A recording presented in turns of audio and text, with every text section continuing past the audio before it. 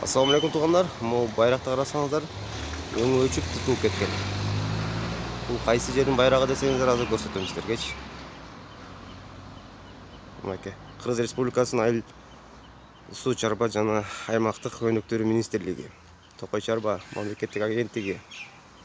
Азыр бұл жаққа кирсем, начальниктин башчынын эжеси өлгөн экен, ошого тажаага кетишкен экен. Бир дагы сотрудник, бир отдел кадр отурат, отдел кадр эч нерсе чечпейт. Мына тугандар бүгүн жаңы байрак коюп коюптур. Кече звонок кылып сүйлөшкөнүмдө эртең коем деген болчу.